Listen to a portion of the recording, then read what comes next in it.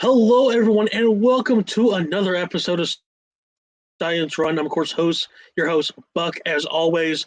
Scout, welcome back to the show. Of course, the co-host. We have a lot to talk about, especially that win over the Houston Roughnecks. Yeah, for sure. Houston game. Honestly, I thought it would be harder than it actually was. They kind of came out a little flat, and we came out really, really hot. It was about, I think it was 18-3 before you really knew it. Yeah. And yeah, Mark Thompson, usually our kryptonite. We came out. He only had, I think, like 4 or 5 touches the whole game. Which I mean, yeah, when you're behind, you don't have, or like sometimes you feel like you need to pass. But I feel like a team like Houston. They should have gotten behind their blockers a little bit. I know Curtis Johnson talked about the tight end going down early, but hey, like you got to have a secondary option, a pulling guard run or something. Like it doesn't have to rely on a tight end, especially when you have a running back like Mark Thompson. Like you should have been relied on more, but hey, it is what it is. I'll take it. It was an easy W on the road. I will say, shout out Houston, like the Houston fans, they showed out for that game. Honestly, it looked Mhm. like a lot more than the game beforehand in Houston, and it was a great crowd. Like, obviously, it died out near the end, but for even the first half, when they were down, 2 scores, it was still a really like packed environment, and like really lively. Yeah, I mean, I thought overall this was, I don't know how to describe it. I mean, like I said, like I couldn't even criticize anything really. Like besides the wind for Birmingham, like kind of not going their way with a few kicks. I mean, like that was basically like that's like a perfect offensive game that you want to have. And I mean, what we held them to 9 points. Um, are they the highest scoring team? No, but still, like the defense. It felt like I don't know. This felt like the game where everything was in place and showed like the Stallions at 100% instead of like whether or like someone's not playing as well or it's the first game of the season. I mean, am I wrong in thinking like this was the first like 100% like everything's going perfectly game for the Stallions? Yeah, and just to like bounce off last week, I'd said it confused me why we like last year we had such a three running back by committee system, and then this year we have tailback one and tailback two, and they're gonna like swap responsibilities every game. And to me, Larry Roundtree, and I'm not saying Roundtree did better than Marable, but Larry Roundtree proved why he was the third tailback today, or at least why he Mm-hmm. was taking over other tailbacks. Um, and to all those points, to me, it was like, why are we not using him more, right? Like he had, I think, a dozen touches the entirety of the season before that, and now he has one game where he's like actually being used. I mean, I hope we use him more. To that point, like we're using Adrian Martinez, we're using Matt Corral, we're flip-flopping back and forth at quarterback. Running back's a lot easier to flip-flop back and forth, and I think from this point forward, if Roundtree doesn't get like at least 5 touches a game, I would be mad. And somebody might say, well, 5 touches isn't that much, but that's 5 touches less on your knees and on your legs of your other two running backs. So, but Yeah, yeah, and also, I don't know, but I just want to point this out real quick. I mean, Larry absolutely showed out. He did get more yards than Ricky Pearson, but can we just point out how well Ricky Pearson is? Like, mm, I'll be perfectly honest. I know CJ. He was out for some personal reasons, so he was not able to play this game. But why isn't Ricky basically RB1 at this point? I mm. mean, seriously, the guy. I didn't know, just being honest outside from fantasy, but the guy is probably right now the best running back in at least for figuring out how to get to the end zone in the UFL. Can you think of Mhm. anyone other than Ricky who's as good as getting into the end zone? Uh, other than rookie, it would have to be Adrian Martinez. But I like, and Yeah, I say that so funnily. But I'm being completely serious as I'm trying to find.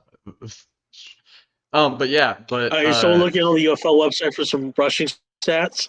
yeah, but Adrian Martinez. Yes. Um, he- but yeah, to Ricky's point, it's in my opinion, Ricky Person is the player that I do not want to test against, but within 5 and 10 yards of the end zone. He can jump over you, he can go through you, he can go around you, all with ease. And then Adrian Martinez, who we'll loop into of talking about his game, eh, very similar. Adrian Martinez downhill, he has like side to side game, and it's really really nice. And we'll talk more about Matt Corral, Adrian Martinez later in the preview, but uh, it- Ricky Person and Adrian Martinez, please, Philip Montgomery, Skip Holtz, whoever calls the plays, can we get one read option? One. All I need is one. Proof of concept. If it fails, it fails. But I just need I don't one know. good like I'm sorry, but I disagree. I think with Ricky, I mean not Ricky, but Adrian at this point, if it ain't broke, don't fix it. I feel like Adrian's QB1 at this rate. I see no reason mhm. for him not to start against Memphis this weekend, especially because guess who was the QB when Memphis came into town during Week 3? Scott, would you happen to know who Case that is? Case Cookus. No, I'm talking about our quarterback. Who was the Oh, start? it was Adrian Martinez. Yeah. Okay, all right, stay with me, stay with me. But I feel like Yeah. at this rate, Adrian has earned that spot to be the number one QB in Birmingham, which Mm, again highly unlikely. I thought go back. I was picking Adrian for QB3. I was saying, okay, look, you know, I think it's going to be Matt or Jamar. But man, Adrian has come in. He's clearly shown out through camp. He's shown out through his games. He has earned the spot as the quarterback for the Birmingham Stallions. So especially with the game he had today, again, 155 yards, 20 attempts, 11 catches with his passing. I mean, can we say otherwise? Like the guy is clearly improving his throwing. He can run the ball. He has so many weapons he can work with. Jace Stumber especially. It's just like keep number 9 in the game. I don't see any other yeah. reason for Matt Crowd to come in unless it's a backup. I mean, Scott, I'm sorry for kind of rambling, but do you agree with Yeah. that? I mean, yeah, Yeah. I agree too. I think Adrian played great this game. I do think there's some. It's such a weird thing because it's like Adrian seems fine when he's going north and south, right? But when he's Mm. scrambling, like when he's rolling out right, rolling out left, he just looks awkward almost. Whereas Matt, he flourishes when he's rolling to his left and to his right. But yeah, but just wrapping up the Houston game before we go into the next segment. Um, I thought I thought it was a really well played out game by the Stallions, by the offense, by the defense. Also, shout out the defense. Shout out Jordan Thompson. Shout out Kenny Robinson. Honestly, Kenny Jojo Robinson, Tillery. Joshua Tiller too. Prayers up. I know he said he was fine, but prayers Yeah. up. Yeah. But Kenny Robinson is competing for Defensive Player of the Year of the Stallions, at least. In my opinion, Hmm. he's balled out every other game, if not every game. And yeah. And but yeah, do you have any final thoughts on the Memphis game? Be careful with your hamstrings, I guess. Look, I can't fault the man. I can't fault the man, okay? Like Yeah. if I was with Joshua Tillery too, and if I was really fast and caught an interception, I was running it back, I might pull my hamstring too. But hey, also, Yeah. Buck said this man said that he had Ricky Person in fantasy. Let's look at what happened in Yeah. fantasy football this week. Okay, So no. I No, no. so I played I played Buck in fantasy football and we both I had forgot to switch out the eggs. roster because I have a life and I was out doing stuff this weekend. I forgot to switch my roster. Let's. Yes, and I I'll be also honest. played some eggs that I switched out. So I had to play Reed Sinnett. I had to root for the other team barely, but he still did better than Jordan Teamu did than the bat in the Battlehawks game. Now running backs is where I had both my eggs. I had my eggs. I kept CJ Marable in the lineup. Granted, I really don't have a second running back, so CJ come back soon. And then I played Darius Hagans, who was active and did play like 12 snaps in the game, but this isn't a DC Defenders podcast, but get that man the ball, please. And then, but you had Letty Brown and you had Rick Person Jr. You had 21 points there. But then we moved forward. I had Cyril Grayson. I had Jacor Pearson on the bench for the longest time, right? All And right. then Okay. We get the I point. We get the point. anyways, but I beat Buck. I improved to 2-3, and I think we're both 2-3 now. But improved to 2-3. I'm making the playoffs of the. This is the UFM Fantasy League. I'm making the playoffs. Dear Philip Montgomery, Jace Sternberger touchdown every week. How about it? Dear Mm. Battlehawks, Jake Sutherland and Jacor Pearson TD every week. How about it? And also, I will like to say the Stallions had 13.2 fantasy points this week. That is the lowest score that they've had all season. That is how dominant. That is how dominant the Stallions have been. Insane. Mm. Okay. Okay. So, All right. Moving on. Let's talk about a team that we have already played. This is gonna be our first kind of comeback around. The first of three. Well, probably four actually. Now I think about with the playoffs. But going in, we are again. This is our second to last away game. It'll be the last USFL conference away game for us. Also, we are heading into Memphis to face off against the Showboats, a team that I'll be honest is quickly losing steam. It seemed like they had some stuff going into the first 2 weeks of the season, and then I don't know. It seems like ever since that loss against Birmingham, the team just doesn't have it anymore. Uh, so Memphis, as you can see by the graphic, they did play Troy Williams last weekend instead of Case Cookus. That was a personnel change. That was not decided by injury or any personal issues. We both watched. I believe we both watched this game against Michigan. Yeah, no, it needs to be Case Cookus and for Memphis if they want to win this game. Am I wrong? yeah, I don't think you're wrong. I don't know any quarterback that they have on their roster currently that can maintain that level of, pain for 4 quarters and survive, right? That Yeah, being said, like Troy Williams, he's always been solid. I think he's never really had a game like Case Cookus can have. Um, but yeah, but it was interesting to the pick. I think Case had something that they wanted to just bag that game in, right? You didn't want to get them hurt too bad. But I just don't know, man. It's an interesting team. I know we usually want to root against the other team, but this is a team that has what I would consider to be the best skill position and like the best skill position unit outside of Birmingham, and mm-hmm. they aren't doing anything with it. They have Darius Victor at tailback to the point that like I think it was Brock Howard or one of the other like commentators were like when they give the ball to Darius, he gets 8, 9 yards every time.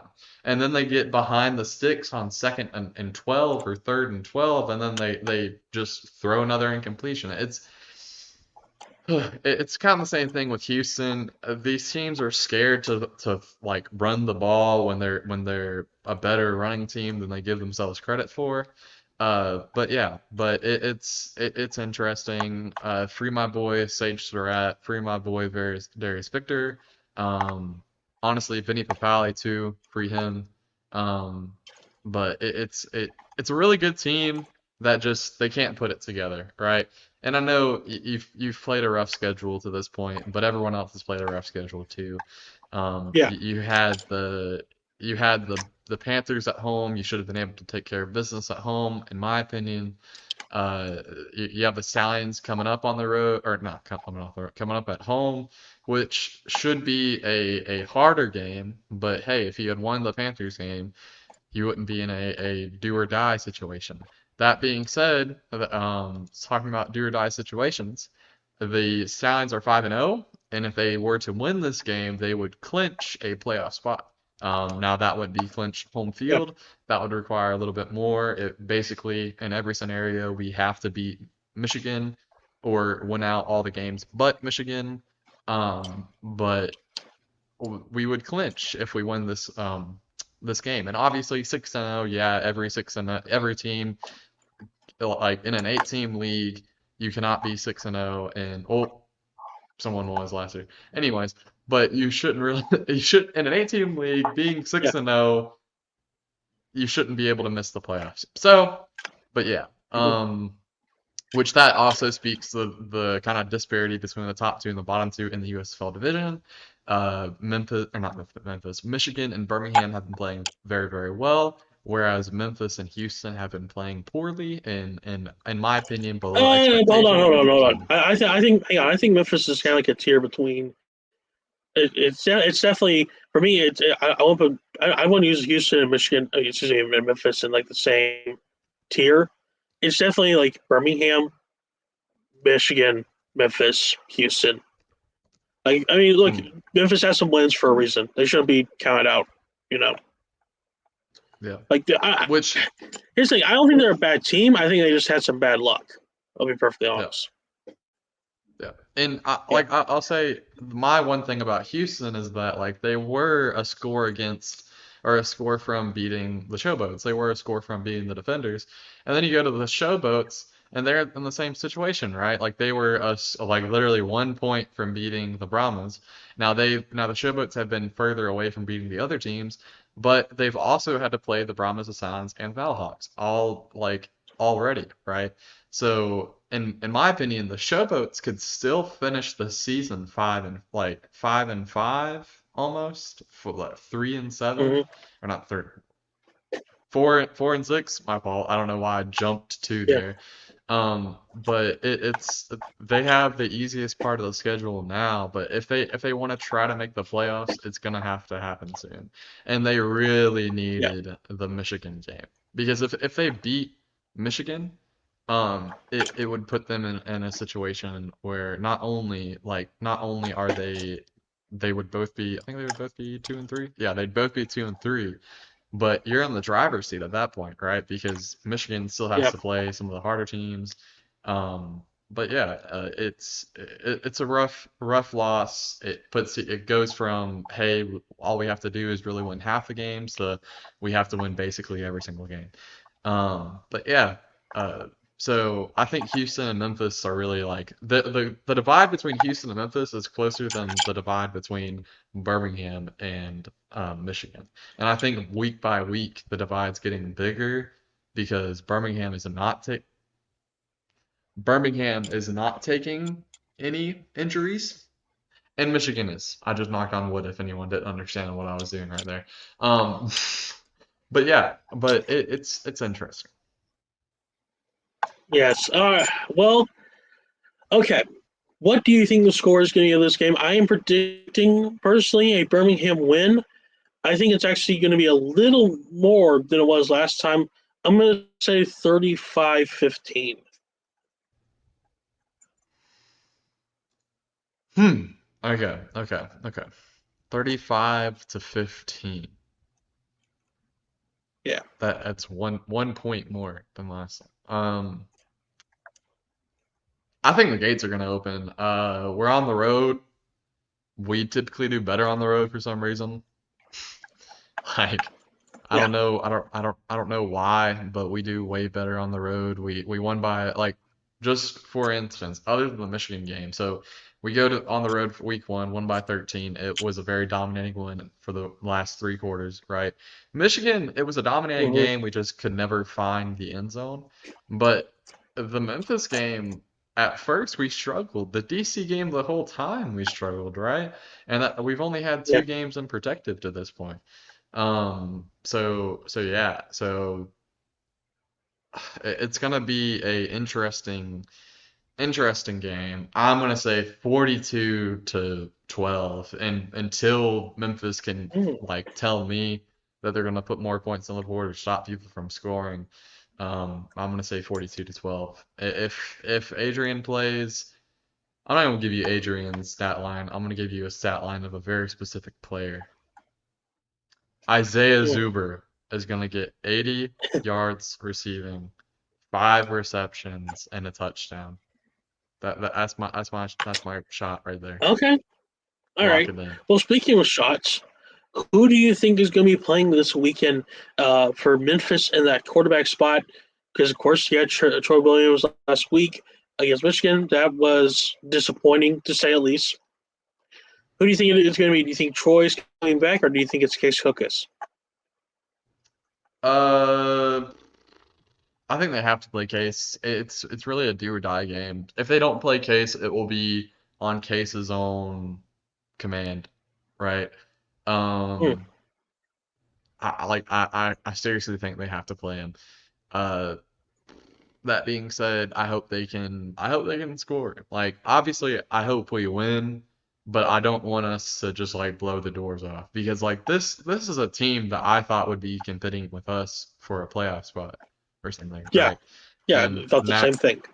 and now they're on the edge of like, failure, like utter failure, honestly, for because, the Breakers, this is essentially the Breakers, right? It's the Breakers plus the Yeah, best players from the Showboats. Um, and I thought the funniest thing last week was that West Hills were in all over 'em. Anyways, yeah, but it's so annoying to see like that type of talent. And like the reason I have Sage Strat down there is because Sage Strat played for the Stallions.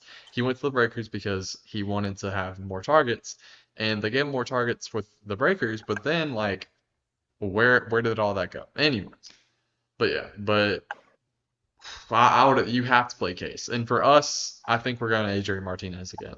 Um, if we see hmm, Corral again, we probably play Corral against the Battlehawks. I know that sounds crazy, but we seem to play Corral against teams that have a better defensive line.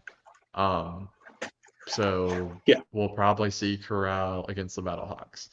Um, and then we'll see Martinez again against the Roughnecks. We might see Corral against the Brahmas, and then I think for that June 1st game. Now the June 1st game, we'll talk about it more. That's the Panthers game, but that's going to be Yeah. crazy because if what it will probably do is decide who plays the next game, and I would be or where the next game is played.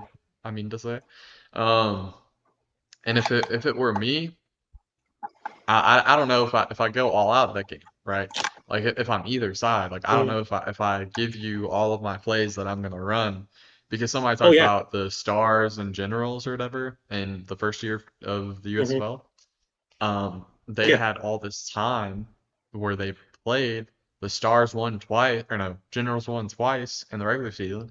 Third time they played, lost. So it's Stars. one of those Yeah. things. It's one of those things where it's a chess game, the Book of Skip Holtz, but Yeah. we do our best day by day to understand it. Yeah. Well, Scout, I think this is going to be a very interesting game against Memphis. I agree with you. I'm saying Case for that QB spot. I'm saying Adrian for that QB spot also. So I'm very interested to see how the rosters are going to kind of shake up. Again, like we talked about, Larry Roundtree came in. Now he's seemingly maybe with some progress. Could he be more involved next week? Who's going to be inactive? Who's going to be in for this game? I think that's going to be a very interesting question, especially with how well people performed against Houston. Well, that is going to be it for this week's episode of Stallions Run. Scout, where can people find you on social media? Yeah, so you can find me at Southern Charm SP on Twitter and then Southern Charm Sports everywhere else. And yeah. All right. And you can find me at Stallions UFM. Not too hard. Just put it into Twitter. You'll find me right there. I give my thoughts during the game, news throughout the week, and more. So be sure to follow us on social media. Be sure to like and subscribe. And we'll see you guys next week.